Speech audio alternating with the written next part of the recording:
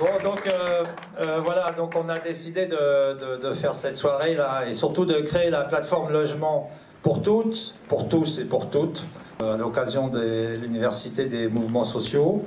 On s'est dit il faut absolument qu'on ait une action commune des mouvements sociaux sur cette question du logement.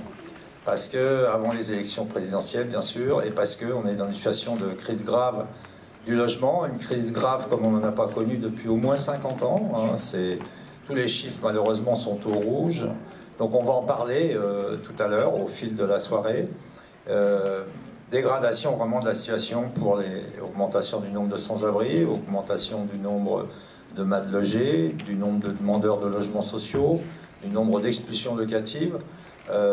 Et puis sur fond de hausse constante des loyers, dégradation également des statuts locatifs, dégradation des revenus des locataires qui payent de plus en plus cher pour se loger, souvent mal.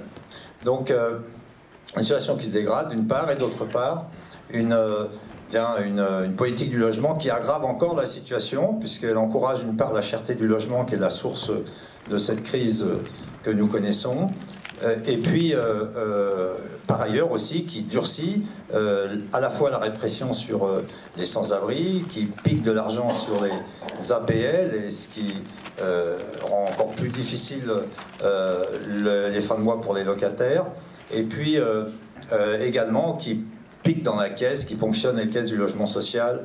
Et puis on clôturera sur les propositions de la plateforme. C'est ce que nous avons élaboré en commun avec 31 associations, syndicats de différentes sensibilités, je dirais, hein, et qui interviennent sur différents champs, mais qui sont d'accord pour intervenir sur cette question du logement qui impacte durement et de plus en plus durement les classes populaires, on va dire au plus grand profit des spéculateurs, du monde de la finance et de Monsieur Vautour, hein, Monsieur Vautour qui est on va dire l'image du bailleur au 19e siècle qui avec ses serfs exploitait au maximum ses locataires.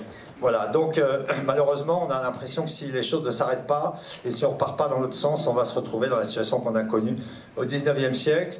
Et qui, je le rappelle, d'ailleurs, je rappelle que la Commune de Paris, hein, ce qui a donné l'étincelle à la Commune de Paris, la révolte du peuple parisien, ça a été cette décision de l'Assemblée de Versailles de faire payer les loyers les loyers de la guerre et les loyers du siège de Paris.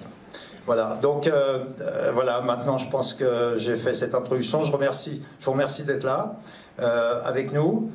Un certain nombre de personnes, malheureusement, ont dû repartir parce qu'elles n'avaient pas de passe sanitaire.